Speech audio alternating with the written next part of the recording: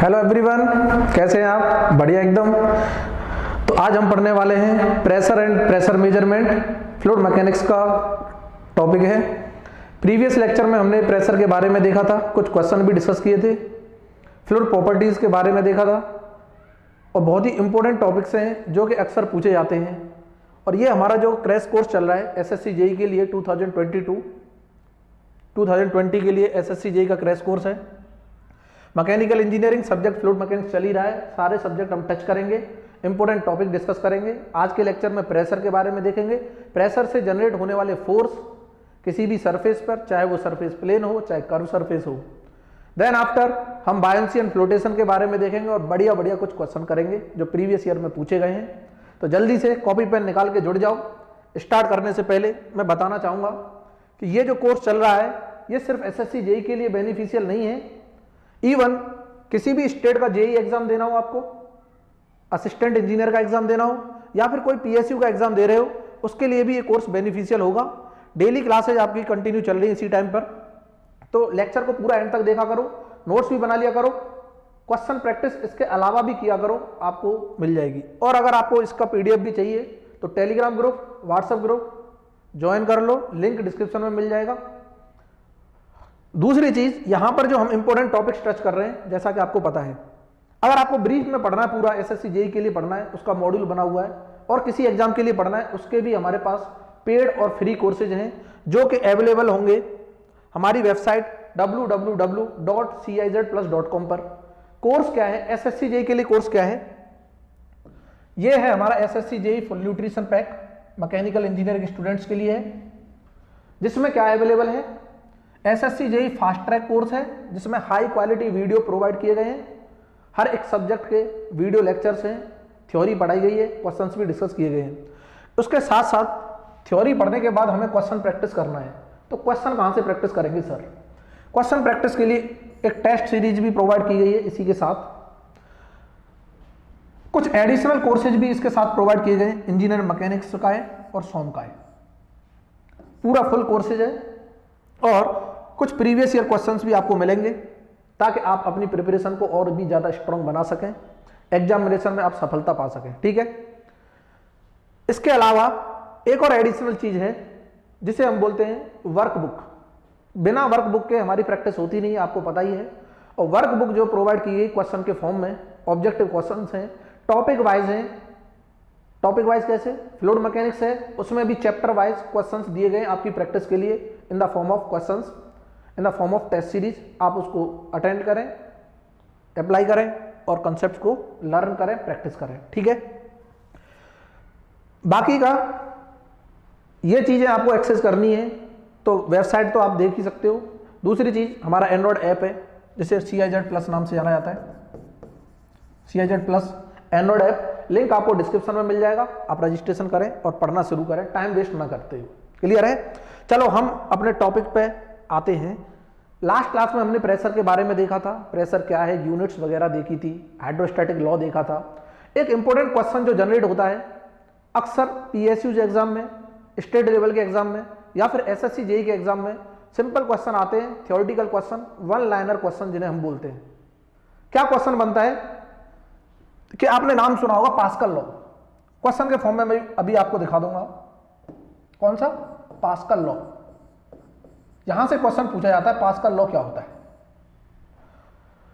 तो किसी भी स्टैटिक फ्लूइड में किसी भी पॉइंट पर अगर हम प्रेशर देखते हैं तो ऑल द डायरेक्शन में वो सेम एक्ट करता है।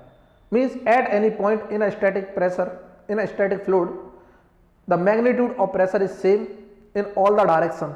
इसका मतलब डायरेक्शन के साथ डिपेंड नहीं कर रहा। तो डायरेक्शन के साथ जो भी क्वांटिटी डिपेंड नहीं करती है उन्हें बोलते हैं स्केलर क्वांटिटी, या फिर हम ये भी बोल सकते हैं scalar quantity are those quantity which has only magnitude not the direction. Direction का कोई रोल नहीं हो, सिर्फ मैग्नीट्यूड का रोल हो, उन्हें स्केलर बोलते हैं। तो पास्कल लॉ के अकॉर्डिंग ही प्रेशर को डिफाइन किया जाता है स्केलर क्वांटिटी में। क्या ये चीज क्लियर हुई? ठीक है, स्केलर क्वांटिटी है और प्रेशर जो होगा सेम होगा इन all the direction in static fluid. ठीक है, ये पास्कल लॉ ने बताया, क्वेश्चन यहां से आता है, टेंशन नहीं लेनी है। क्लियर है ना, अच्छे से चीजों को समझना है। दूसरी चीज, इसके बाद मेजरमेंट से भी कुछ क्वेश्चन बनते हैं, इंपोर्टेंट टॉपिक्स टच करेंगे कि कहां कहां से क्वेश्चन बनते हैं। कि मेजरमेंट से क्या बनेंगे सर, मेजरमेंट ऑफ प्रेशर की जब हम बात करते हैं तो डिवाइसेस के नाम पूछता है, मेजरमेंट ऑफ प्रेशर। तो डिवाइसेस से पहले कुछ रेफरेंस है, उसे जान लेते हैं। रेफरेंस में एक रिजल्ट आता है कि एब्सोल्यूट प्रेशर जो हम निकालना चाहते हैं, एब्सोल्यूट, ये होता है equal to atmospheric pressure plus gauge pressure. ठीक है, ये रिजल्ट आपसे पूछेगा, कई बार पूछता है, इसको याद रखना है। रेफरेंस है ये कि अगर हमें एब्सोल्यूट प्रेशर चाहिए तो वो होगा atmospheric pressure plus gauge pressure, और इस गेज प्रेशर को मेजर करने के लिए जो डिवाइस यूज की जाती है उस डिवाइस का नाम है मैनोमीटर। मैनोमीटर, तो मैनोमीटर से हमेशा गेज प्रेशर मेजर करते हैं। अब ये मैनोमीटर जैसे ही आया तो यहां वेरियस टाइप्स के मैनोमीटर्स हैं, आपसे बस नाम पूछेगा इसका क्या काम है। तो मैनोमीटर वेरियस टाइप्स के हैं, जिसमें से सबसे पहला है सिंपल मैनोमीटर। कौन सा? सिंपल। दूसरा है differential, simple manometer, differential manometer. Simple manometer gauge pressure measure करेगा, small amount of gauge pressure measure करता है सिंपल मैनोमीटर। सिंपल मैनोमीटर में भी कई टाइप के होते हैं, जैसे पीजोमीटर, U2 मैनोमीटर, ठीक है, तो इस टाइप के होते हैं। डिफरेंशियल मैनोमीटर में भी क्या पूछता है कि दो पॉइंट के बीच में अगर डिफरेंस, प्रेशर डिफरेंस हमें पता करना है, सेम पाइप में या फिर डिफरेंट पाइप में, तो हम डिफरेंशियल मैनोमीटर की हेल्प से पता कर लेते हैं। तो ये थोड़ा नेक्स्ट लेवल में चला जाता है। आपके लिए बस डिवाइस जरूरी है जानना, क्या कि जो गेज प्रेशर को मेजर करती है उस डिवाइस का नाम है मैनोमीटर। क्वेश्चन कैसे आते हैं ये देख लेते हैं एक बार। देखो, ये क्वेश्चन पूछा गया है एसएससी जेई में, अभी पूछा गया 2018 में। ये एसएससी जेई 2018 में पूछा गया क्वेश्चन है।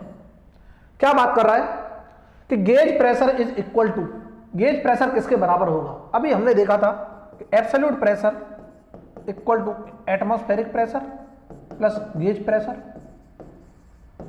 तो यहां से गेज प्रेशर हम निकाल लेंगे, ये क्या आएगा, एब्सोल्यूट में से एटीएम घटा दो, एब्सोल्यूट माइनस प्रेशर एटीएम, तो ये आ जाएगा हमारा गेज प्रेशर का definition according to the concept. तो यहां पे देखो एब्सोल्यूट प्रेशर माइनस के गेज प्रेशर कहीं है, absolute pressure plus atmospheric pressure नहीं, absolute pressure minus atmospheric pressure, ये आ गया, देखो यही गेज प्रेशर है। क्या ये चीज क्लियर हुई? Gauge pressure equal to absolute pressure minus atmospheric pressure, यहां से हमने निकाल लिया, और ये अभी हमने कंसेप्ट बताया था। इस तरह के क्वेश्चंस पूछे जाते हैं, तो आपको टेंशन नहीं लेनी है। नेक्स्ट क्वेश्चन की तरफ जाते हैं हम। बात कर रहा था pressure as the depth of the liquid increases.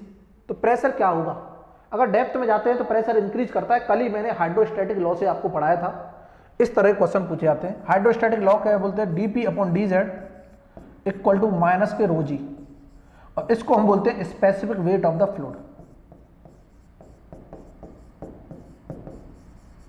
Clear है कि इसका मतलब अगर मैं डेप्थ जाऊंगा तो वो जो प्रेशर का जो रेट है वो किससे बढ़ रहा है, स्पेसिफिक वेट ऑफ फ्लूइड की रेट से बढ़ रहा है।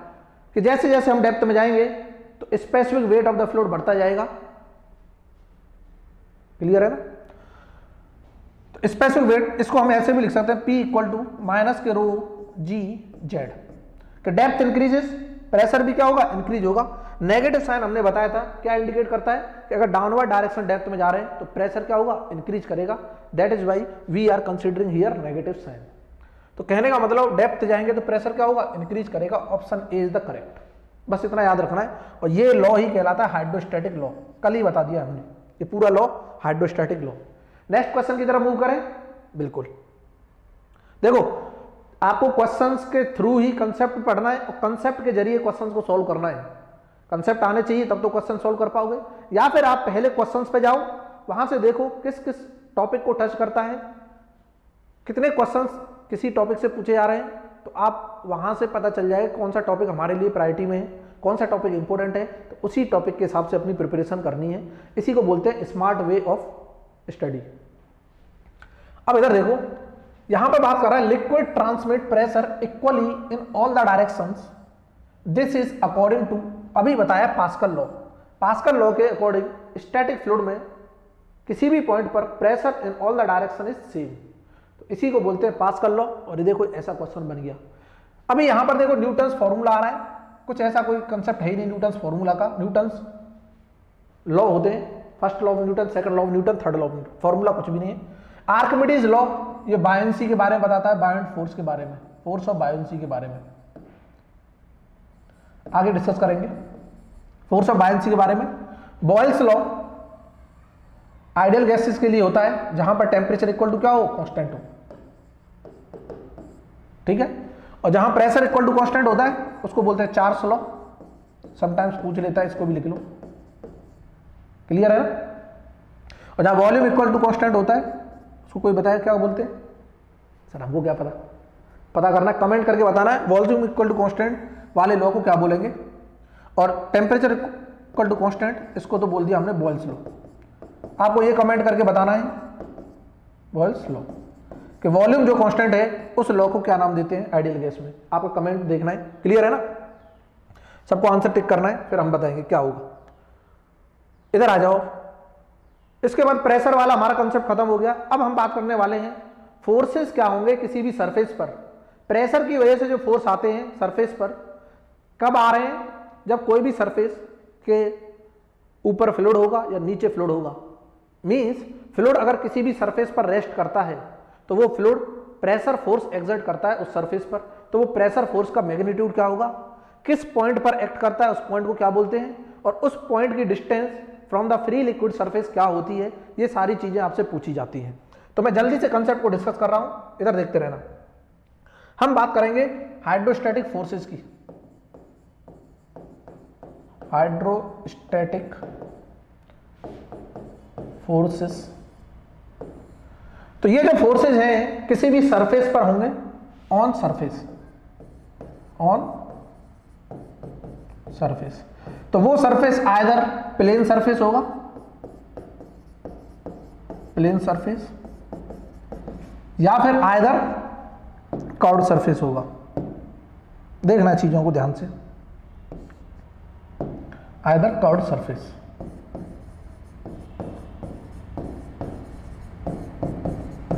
ठीक है, तो प्लेन सरफेस में तीन तरह के सरफेसेस होते हैं। एक को बोलते हैं हॉरिजॉन्टल, हॉरिजॉन्टल होगा, एक को बोल देते हैं वर्टिकल, एक को बोलते हैं इंक्लाइंड। मतलब जो भी प्लेन सरफेस है, for example this is my phone और ये प्लेन है, इस प्लेन सरफेस को मैं या तो हॉरिजॉन्टल रख दूं, फील कर पा रहे हैं, ठीक है, या फिर मैं इसे वर्टिकल कर दूं, ऐसे कर दूं, या फिर मैं इसे इंक्लाइंड कर दूं और इसके ऊपर रेस्ट करा दूं फ्लूइड को। क्या फील कर पा रहे हैं, बिल्कुल। तब फोर्सेस क्या आएंगे, फोर्स की वैल्यू क्या होगी। तीनों के केसेस में फोर्स का जो मैग्नीट्यूड है वो सेम होता है। क्या फोर्स, जैसे हम टोटल फोर्स बोल दें, किसकी वजह से आ रहा है, प्रेशर की वजह से, वो होता है डेंसिटी बता दो फ्लूइड की, जी बता दो acceleration due to gravity, into x bar into area जिस पर फ्लूइड रेस्ट कर रहा होगा, surface area of that surface at which fluid is resting, और x bar, important thing is x bar. तो एक्स बार क्या है, distance of centre of gravity of surface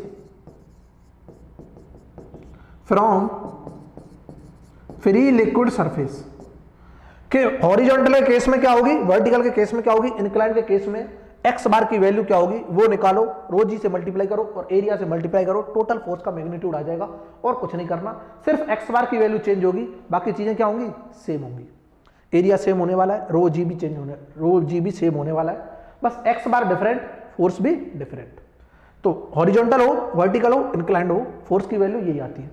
curved surface की जब हम बात करते हैं, कर्व्ड सरफेस, तो कुछ इस तरह कर्व्ड सरफेस होगा, मान लेते हैं सपोज दैट, और ये है हमारा फ्री लिक्विड सरफेस। यहां पर भरा हुआ है पानी, भर दिया लो, कोई दिक्कत नहीं। और ये है हमारा कर्व्ड सरफेस, क्या फील कर पा रहे हैं? बिल्कुल। तो इस कर्व्ड सरफेस में इस पानी की वजह से कुछ ना कुछ फोर्स लग रहा होगा, वो फोर्स पूछ रहा है कि क्या फोर्स होगा।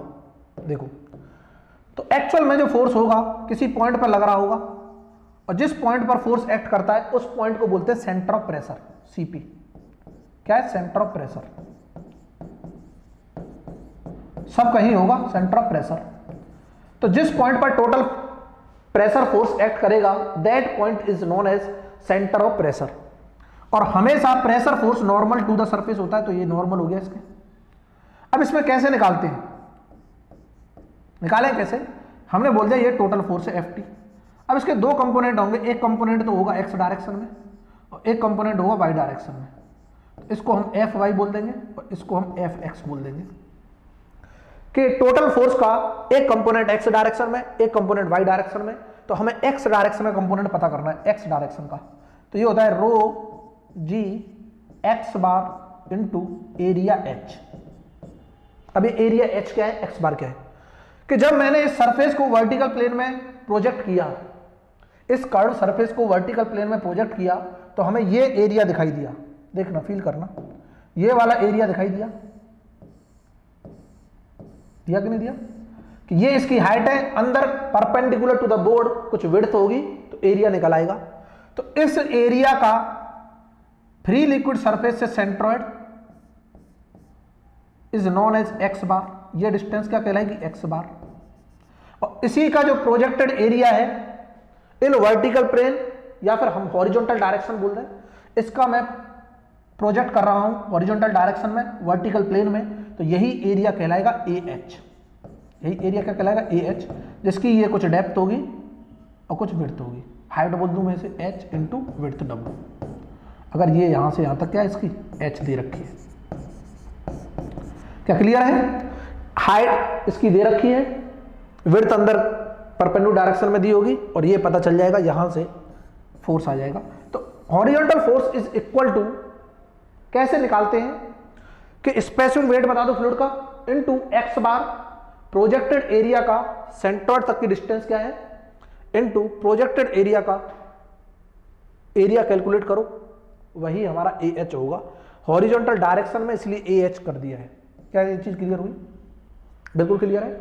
अब वर्टिकल फोर्स क्या होगा ये और देख लो। वर्टिकल फोर्स, फोर्स वर्टिकल, जो वर्टिकल फोर्स है, फील करना मेरे लाल, क्या कुछ इस तरह का था? कर्व्ड सरफेस इस तरह का था कि नहीं? बिल्कुल था।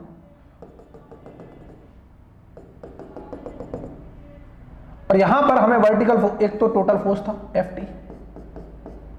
एक यहां पर वर्टिकल फोर्स था Fv, और एक था हॉरिजॉन्टल फोर्स Fh। तो Fh तो सबको पता चल गया, कहां से आया? मैं तुरंत लिख रहा हूं,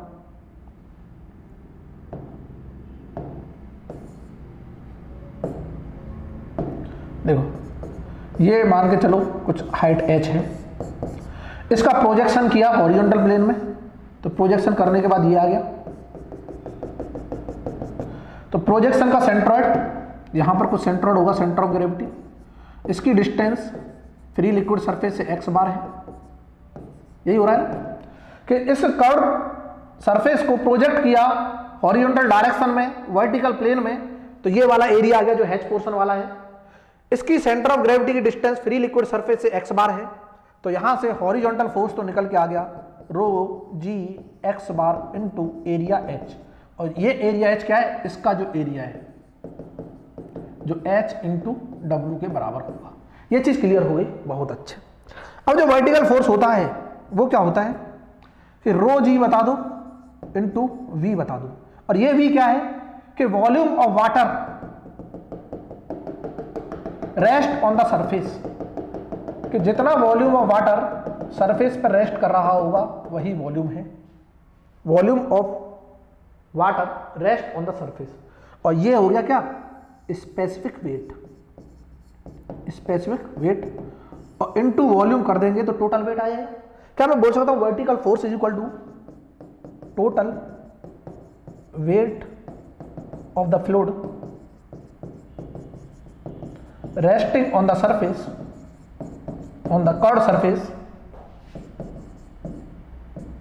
curved surface up to free liquid surface, कि फ्री लिक्विड सरफेस तक जितना भी वॉल्यूम है उसका वेट वाटर का या फिर वेट ऑफ फ्लूइड जो इस सरफेस पर रेस्ट कर रहा है that is equal to vertical force. तो यहां से निकल के आ गया और इसका ये क्या हो जाएगा, वॉल्यूम हो जाएगा, क्या टोटल वॉल्यूम। तो यहां से हमारे दोनों फोर्सेस निकल के आ गए, कर्व्ड सरफेस के भी हॉरिजॉन्टल फोर्स वर्टिकल फोर्स, यही पूछेगा, इससे ज्यादा पूछेगा नहीं।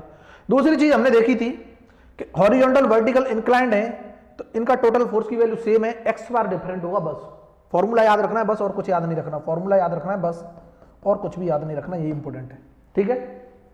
देन आफ्टर इधर आ जाओ, अब पूछेगा location of centre of pressure बता दो प्लेन सरफेस में क्या होती है सर, क्या सेंटर ऑफ प्रेशर की लोकेशन प्लेन सरफेस में। इधर देखना, तो मैं एक फॉर्मूला लिख रहा हूं जिसे हम H बार CP बोलते हैं, location of centre of pressure from free liquid surface, this is equal to x bar plus ICG into sine square theta upon x bar into area. और ये जो है किसके लिए, for inclined surface, for inclined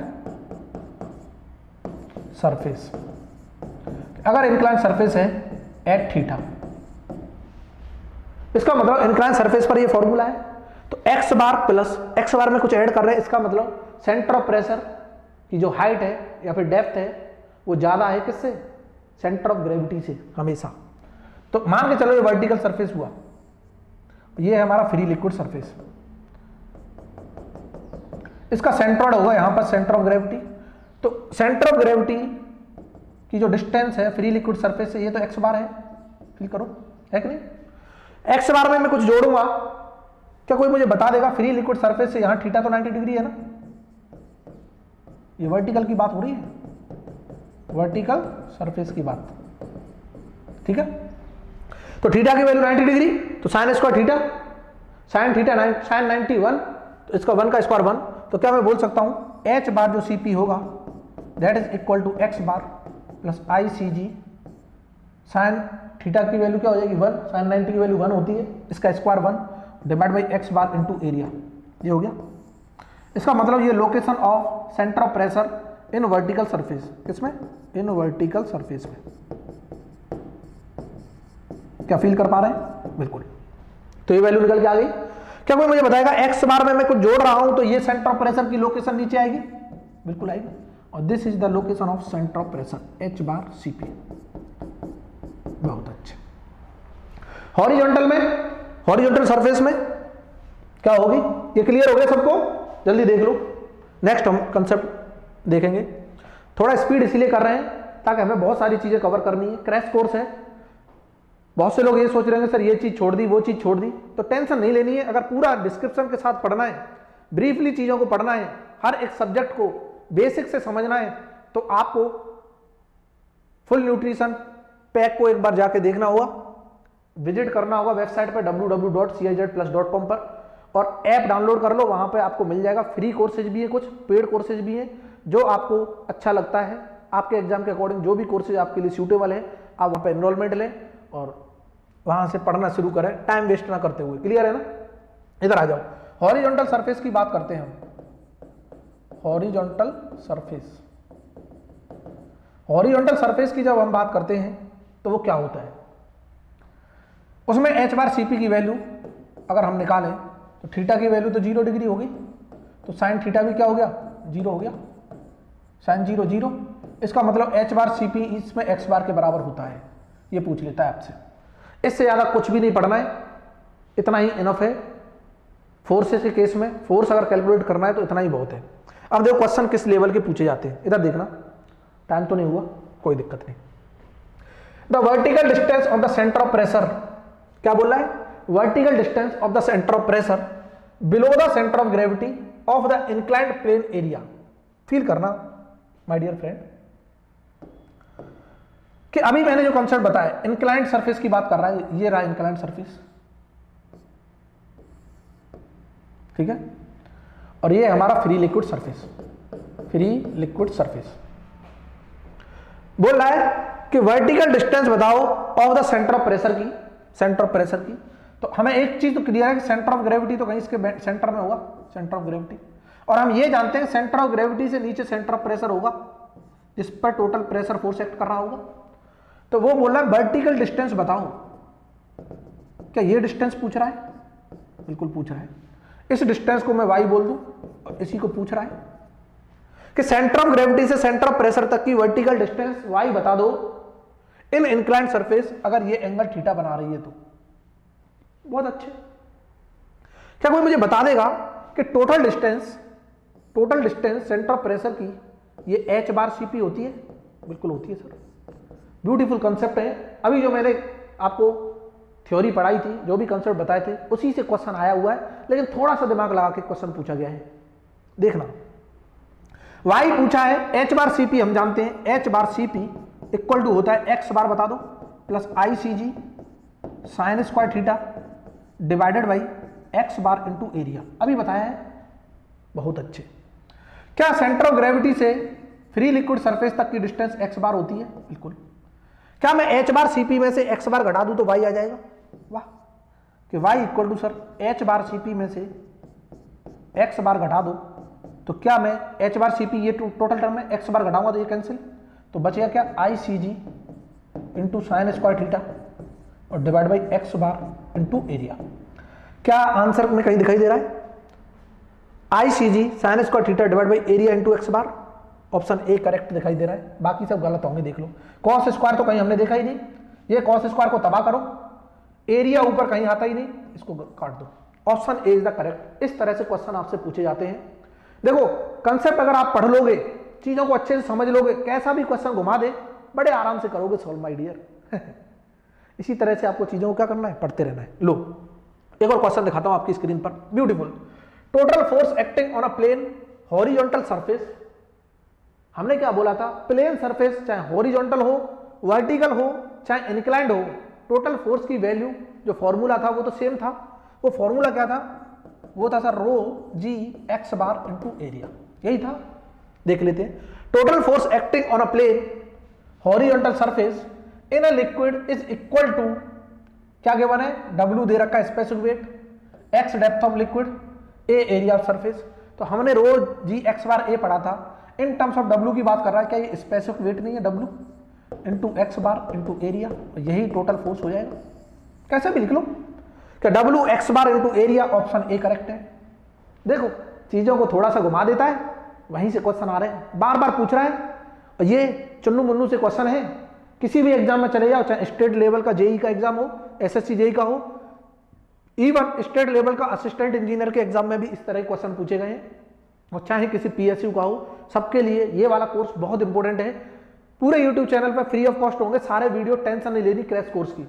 but हाँ, आपको briefly पढ़ना है, बहुत डीपली पढ़ना है हर चीज को, तो आप जाके विजिट करो वेबसाइट, या फिर हमारा एंड्रॉइड ऐप है CIZ+ नाम से, लिंक आपको डिस्क्रिप्शन में मिल जाएगा। कहीं भटकने की जरूरत नहीं है।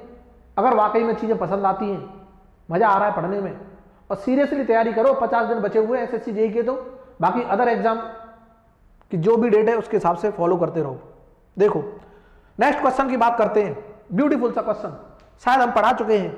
1 torr pressure is equivalent to, मैंने बताया था आपको, यूनिट में बताया होगा कि 1 टॉर जो होता है वो होता है 1/760 एटमॉस्फेरिक प्रेशर, यही होता है। और एक एटमॉस्फेरिक प्रेशर में 760 mm ऑफ मरकरी होता है। तो हम 1 टॉर इक्वल टू, ये भी तो लिख सकते हैं 1/760 इंटू 760 mm ऑफ Hg। तो इससे कैंसिल कर दिया, तो ये 1 mm ऑफ Hg आ गया। Hg means mercury. तो यहां कहीं दिखाई दे रहा है 1 mm of mercury is the correct answer. Option B is the correct.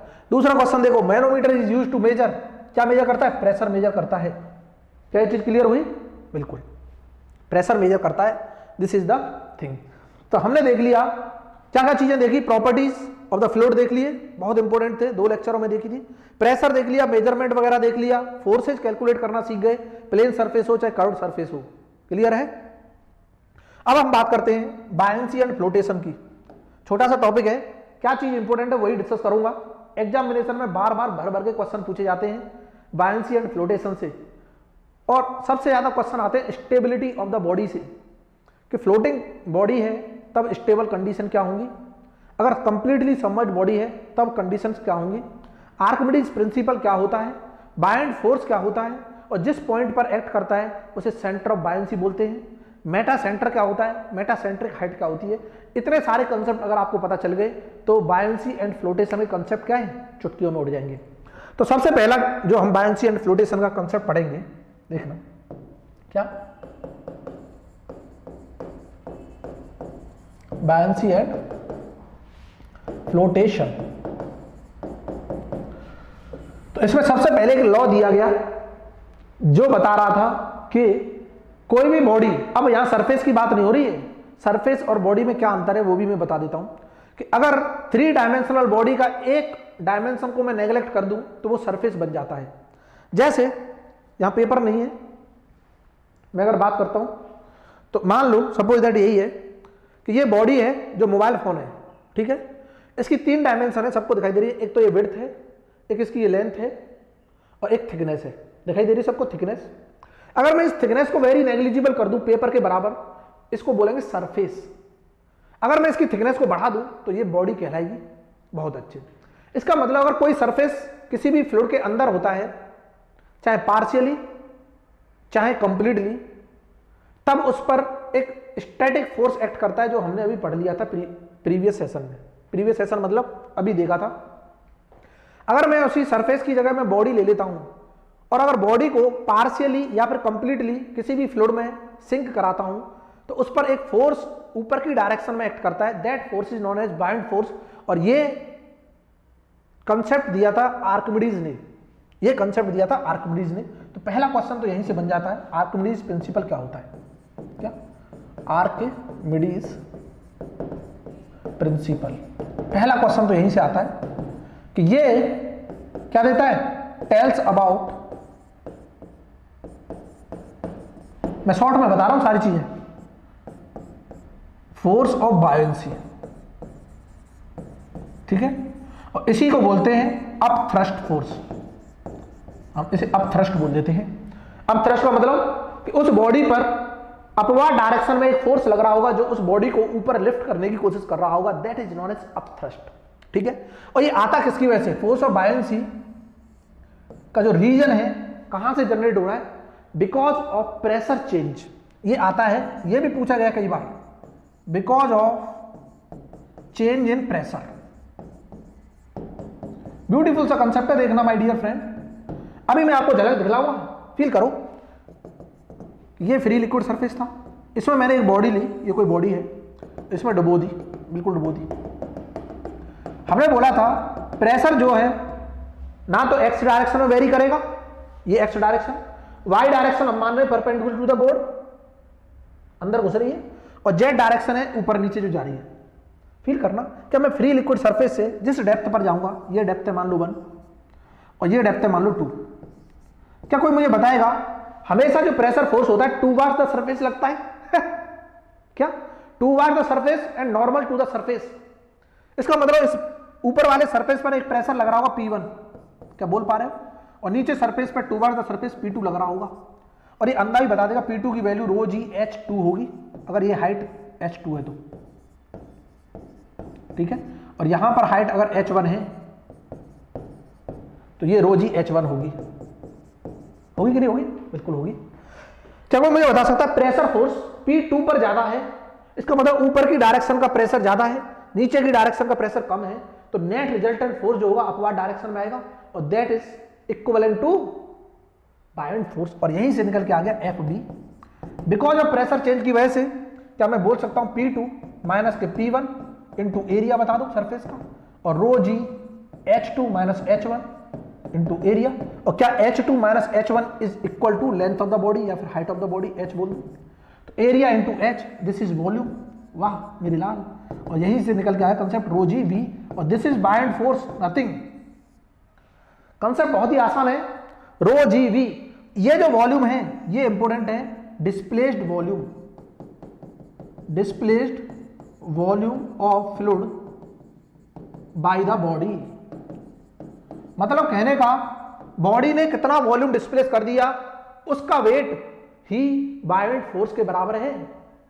क्योंकि volume into specific weight equal to total weight, और that is equivalent to F B, और this is acting in the upward direction. यही तो Archimedes ने दिया था, और कुछ नहीं पढ़ना, यही करना है। क्लियर है ना? क्या ये चीज क्लियर है? बिल्कुल क्लियर है। नेक्स्ट अगर मैं बात करता हूं, देखते रहो कंसेप्ट को, बहुत ही शानदार कंसेप्ट है कि हमने बायोंट फोर्स देख लिया। अब पूछेगा कि ये जो फोर्स जिस पॉइंट पर एक्ट करता है उसे बोलते हैं centre of buoyancy. Centre of buoyancy means eight विच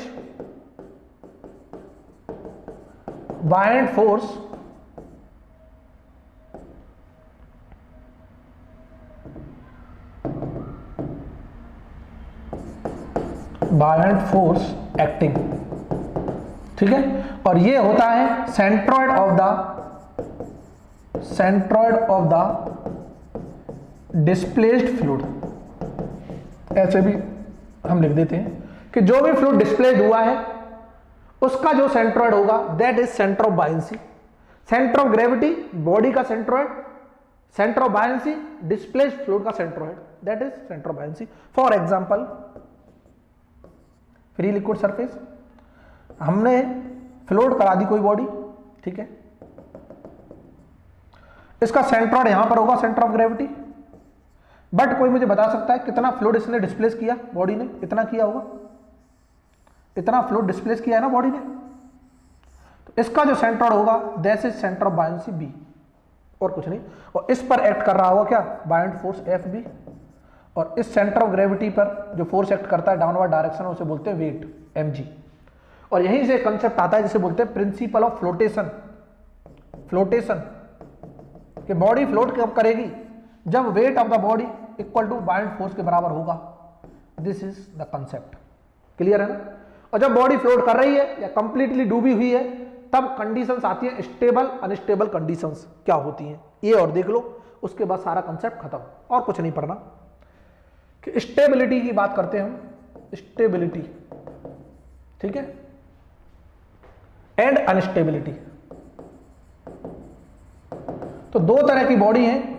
सबसे पहली body completely submerged body. Completely submerged body के केस में स्टेबल कब होगी? स्टेबल कब बोलेंगे? स्टेबल। अनस्टेबल कब बोलेंगे? और न्यूट्रल। देखो मैं पॉइंट बता रहा हूं, ये हमेशा एग्जाम में पूछे जाएंगे। 100% आपको क्वेश्चन देखने को मिलेगा स्टेबिलिटी अनस्टेबिलिटी से। अगर बायंसी से क्वेश्चन आ रहा है तो क्या होता है देखना कि जब कंप्लीटली सबमर्ज्ड का मतलब है पूरी तरह से डूबी हुई है फ्लूइड के अंदर, और अगर पूरी तरह से फ्लूइड के अंदर डूबी हुई है तो दो पैरामीटर्स बताएंगे स्टेबल होगी या नहीं होगी। दो पैरामीटर्स क्या हैं? एक तो centre of buoyancy and centre of gravity. मतलब पता करें किससे? With the help of B and G से। ये चीज याद रखनी है हमें, B centre of buoyancy, centre of gravity. Clear है ना? अगर सेंटर ऑफ बायंसी अबव होगा, B above G, centre of buoyancy is above G, तब बॉडी स्टेबल होगी। अगर सेंटर ऑफ बायंसी बिलो होगा जी से तब अनस्टेबल होगी, और बी कोइंसाइड विद जी तब न्यूट्रल होगी। बस ये पैरामीटर्स याद रखने और कुछ भी याद नहीं रखना, ये पॉइंट याद रखने, ठीक है। उसके बाद इधर देख लो, साथ में मैं यहां रिलेट कर दे रहा हूं दूसरी पार्शियली सबमर्ज्ड बॉडी या फिर फ्लोटिंग बॉडी बोल दे हम। जो पार्शियली सबमर्ज्ड होती है उन्हें फ्लोटिंग बॉडी बोलते हैं, जो तैर रही होंगी, ठीक है। और जब बॉडी तैरती है तब स्टेबिलिटी अनस्टेबिलिटी दो पैरामीटर से बताते हैं, सेंटर ऑफ ग्रेविटी, और एक नया पैरामीटर आता है मेटा सेंटर। तो मेटा सेंटर का रोल प्ले जो होता है सिर्फ फ्लोटिंग बॉडीज में होता है। तो हम विद द हेल्प ऑफ किससे बताएंगे? जी एंड एम से। किससे? जी एंड एम की हेल्प से हम बताएंगे स्टेबल होगा या नहीं होगा। Where M is the metacentre, G is the centre of gravity. देखो क्या होता है। पहला केस ए, स्टेबल कब होगी? जब एम होगा अबव जी। अनस्टेबल कब होगी? जब एम होगा बिलो जी। और न्यूट्रल कब होगी? जब M coincide विद G, मतलब कहने का आपके लिए बस इतना इंपॉर्टेंट है, ये प्रूफ भी करते हैं M अबव G से होगा तब स्टेबल कैसे हो रही है सर, प्रूफ करके बताओ। ये सारे प्रूफ किए हुए हैं। ब्रीफली अगर कोर्स देखोगे, एसएससी जेईई का फुल न्यूट्रिशन पैक कोर्स है, जिसमें फास्ट ट्रैक कोर्स अवेलेबल है, जिसमें हाई क्वालिटी वीडियो लेक्चर है विद एवरी कंसेप्ट के साथ। एक एक कंसेप्ट को बड़े अच्छे से डिस्क्राइब किया गया है, क्वेश्चन प्रैक्टिस भी कराई गई है। तो अगर आपको पूरा कोर्सेज देखना है, कुछ भी नहीं पढ़ा हुआ है, ये वाला जो कोर्स चल रहा है हमारा क्रैश कोर्स, ये उन स्टूडेंट्स के लिए चल रहा है जिनको चीजें आती हैं, रिवीजन करना है, या फिर कुछ भी नहीं पढ़ा है, बस कम से कम समय में कंटेंट को कवर करना चाहते हैं, जिनका जीके वाला पोर्शन भी स्ट्रांग है। तो इस कोर्स के थ्रू भी पूरा कोर्स अगर आप देख लोगे, कम से कम नहीं आप 50 से 60 क्वेश्चन एग्जामिनेशन में एज इट इज देखोगे, क्योंकि वही चीजें टच की जा रही हैं जो एग्जामिनेशन में डायरेक्ट पूछी जाती हैं। क्लियर है? तो यहां तक हमने बायंसी एंड फ्लोटेशन के कंसेप्ट देख लिए। नेक्स्ट लेक्चर में हम देखेंगे काइनेमेटिक्स एंड डायनामिक्स, उसके बाद laminar turbulent flow pipe through pipes के बारे में देखेंगे, और इसी तरह से जो भी इंपॉर्टेंट चीजें हैं डिस्कस कर लेंगे। फिर नेक्स्ट चैप्टर नेक्स्ट सब्जेक्ट के बारे में डिस्कस करेंगे। इसी तरह से हम पूरे अपने क्रैश कोर्स को कंप्लीट करेंगे। क्लियर है ना? तो उम्मीद करता हूं आपको चीजें पसंद आ रही होंगी, और वाकई में पसंद आ रही है वीडियो को लाइक किया करो। अगर चैनल को सब्सक्राइब नहीं किया तो चैनल को सब्सक्राइब कर लो, बेल आइकन को प्रेस करो, ताकि आपको हर वीडियो के लेटेस्ट नोटिफिकेशन मिलते रहे। और अगर कंप्लीट कोर्स परचेज करना है तो विजिट करो हमारी वेबसाइट www.cizplus.com पर, और या फिर आप डाउनलोड कर सकते हो एंड्रॉइड ऐप CIZ Plus का। वहां पर आपको सारे कंप्लीट कोर्सेज मिल जाएंगे। कुछ कोर्सेज फ्री हैं, कुछ पेड कोर्सेज हैं। तो ज्यादा टाइम वेस्ट ना करें, इसी तरह पढ़ाई करते रहें। आज के लिए इतना ही बहुत। Thanks for watching.